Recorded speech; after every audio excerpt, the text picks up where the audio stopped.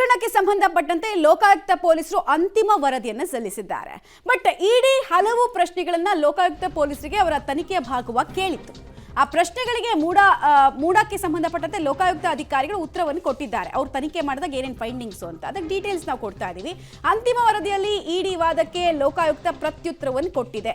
11 ಪುಟಗಳ ತನಿಖಾ ಮಾಹಿತಿಯನ್ನ ಇಡಿ ಅಧಿಕಾರಿಗಳು ಕೊಟ್ಟಿದ್ರು. ಇಲ್ಲೆಲ್ಲ ಅಕ್ರಮ ಆಗಿದೆ, ನೀವೇನು ಹೇಳ್ತೀರಿ, ನಿಮ್ಮ ಫೈಂಡಿಂಗ್ಸ್ ಏನು ಅಂತ ಕೇಳಿದ್ರು. ಪ್ರತಿಯೊಂದು ವಾದಕ್ಕೂ ಅಂತಿಮ ವರದಿಯಲ್ಲಿ ಪ್ರತ್ಯುತ್ತರ ಕೊಟ್ಟಿದ್ದಾರೆ. ಸಿಎಂ ವಿರುದ್ಧ ಮೂಡ ಅಕ್ರಮವನ್ನ ಇಡಿ ಅಧಿಕಾರಿಗಳು ಆರೋಪಿಸಿದ್ರು.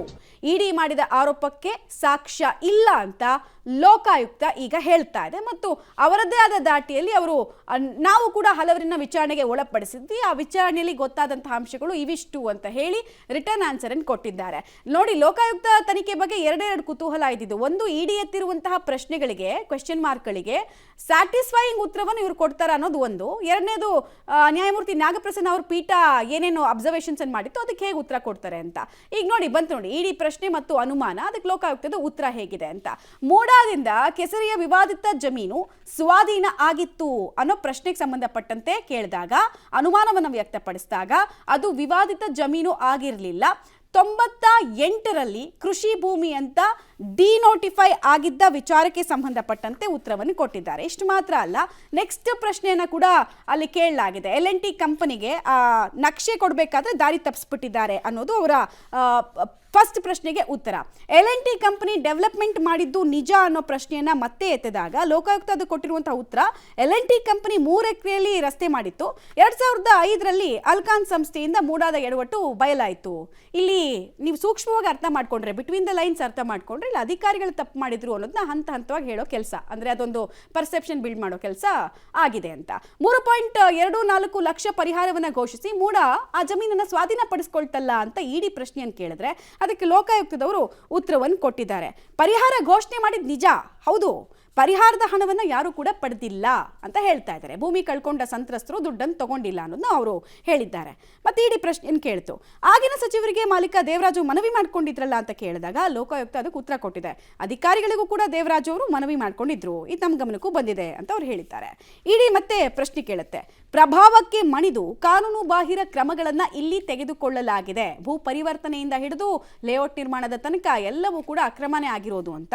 ಅದಕ್ಕೆ ಅವ್ರು ಹೇಳ್ತಾ ಇದ್ದಾರೆ, ಆಗಿನ ಸಿಎಂ ಸಿದ್ದರಾಮಯ್ಯ ಅವರು ಪ್ರಭಾವವನ್ನ ಬೀರಿಲ್ಲ, ಸಾಕ್ಷಿ ನಮಗೆ ಸಿಕ್ಕಿಲ್ಲ ಅಂತ. ಸಾಕ್ಷಿ ಅಂತ ಏನ್ ಕನ್ಸಿಡರ್ ಮಾಡ್ತಾರೆ ಇಂಥ ಪ್ರಕರಣದಲ್ಲಿ ಅಂದ್ರೆ, ಒಂದು ಲೆಟರ್ ಬರ್ದಿರೋದು, ಫೋನ್ ಕಾಲ್ ಮಾಡಿಸಿರೋದು, ಯಾರಾದ್ರೂ ಹೇಳಿಕೆ ಕೊಟ್ಟಿದ್ರೆ ಅದನ್ನೆಲ್ಲ ಕನ್ಸಿಡರ್ ಮಾಡ್ತಾ ಇದ್ರು. ಅದು ಯಾವುದು ಸಿಕ್ಕಿಲ್ಲ ನಮಗೆ ಅಂತ ಲೋಕಾಯುಕ್ತದವರು ಹೇಳ್ತಾ ಇದ್ದಾರೆ. ಕಮಿಟಿ ಅಧ್ಯಕ್ಷ ಬಾಲಸುಬ್ರಹ್ಮಣ್ಯಂ ಅವ್ರನ್ನು ಕೂಡ ನಾವು ಪ್ರಶ್ನೆ ಮಾಡಿದಾಗ ಅವರು ಉತ್ತರ ಕೊಟ್ಬಿಟ್ಟಿದ್ದಾರೆ ಅನ್ನೋದು ಲೋಕಾಯುಕ್ತದ ಉತ್ತರ. ಇಡಿ ಮತ್ತೆ ಪ್ರಶ್ನೆ ಕೇಳ್ತು, ಪರಿಹಾರದ ರೂಪದಲ್ಲಿ ಸೈಟ್ ಕೊಟ್ಟರು ಅದೇ ಬಡಾವಣೆಯಲ್ಲಿ ಕೊಡ್ಬೇಕಲ್ವಾ ಅಂತ ಕೇಳಿದ್ದಾರೆ.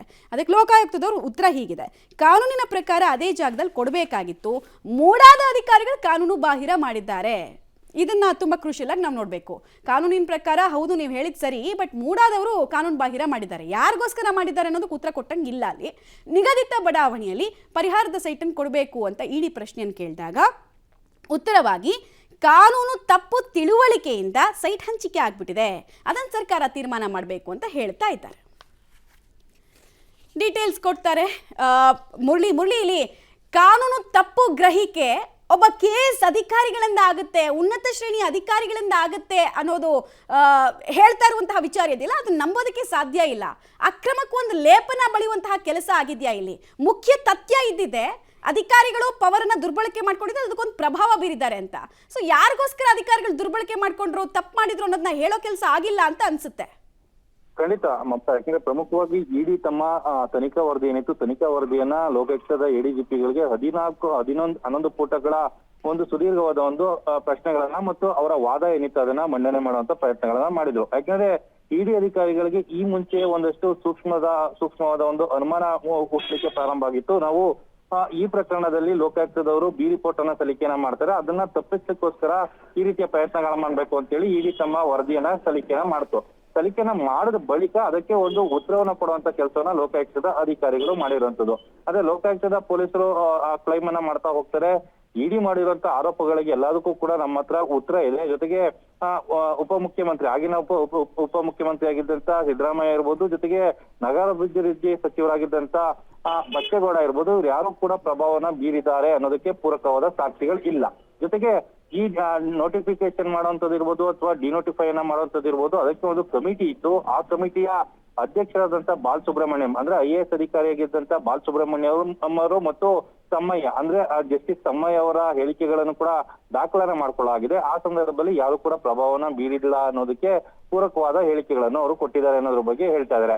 ಜೊತೆಗೆ ಇನ್ನೊಂದು ಪ್ರಯತ್ನವನ್ನ ಮಾಡಿರುವಂತದ್ದು ತಮ್ಮ ಅಂತಿಮ ವರದಿಯಲ್ಲಿ ಇದೆಲ್ಲ ಕೂಡ ಕಾನೂನಿನ ತಪ್ಪು ತಿಳುವಳಿಕೆ ಮತ್ತು ಏನು ಆ ಸೈಟ್ ಅನ್ನ ಹಂಚಿಕೆ ಮಾಡಿದಂತ ಅಧಿಕಾರಿಗಳ ತಪ್ಪು ಗ್ರಹಿಕೆಯಿಂದ ಈ ರೀತಿ ಆಗಿದೆ ಅನ್ನೋದ್ರ ಬಗ್ಗೆ ಹೇಳ್ತಾ ಹೋಗ್ತಾರೆ. ಅಂದ್ರೆ 352 ಸೈಟ್ಗಳು 369 ಸೈಟ್ಗಳು ಇನ್ನೂ ಕೂಡ ದೇವನೂರು ಬಡಾವಣೆಯ 3ನೇ ಹಂತದಲ್ಲಿದ್ದಾವೆ. ಅದು ವಿಜಯನಗರದಲ್ಲಿ ಕೊಟ್ಟಿದ್ದಂಥದ್ದು ಮೂಲ ಅಧಿಕಾರಿಗಳ ತಪ್ಪು. ಇದರಲ್ಲಿ ಕೇಳದಂತವ್ರು ಅಥವಾ ಸಂತ್ರಸ್ತರು ಯಾರಿದ್ದಾರೆ ಪಾರ್ವತಿಯವರು ಅವರ ತಪ್ಪಿಲ್ಲ ಅನ್ನೋದ್ರ ಬಗ್ಗೆ ಒಂದು ಅಂತಿಮ ವರದಿಯಲ್ಲಿ ಉಲ್ಲೇಖವನ್ನ ಮಾಡ್ತಾ ಇರುವಂತದ್ದು. ಮಮತಾ, ಧನ್ಯವಾದ ಮುರಳಿ ತಮ್ಮೆಲ್ಲ ಮಾಹಿತಿಗಾಗಿ.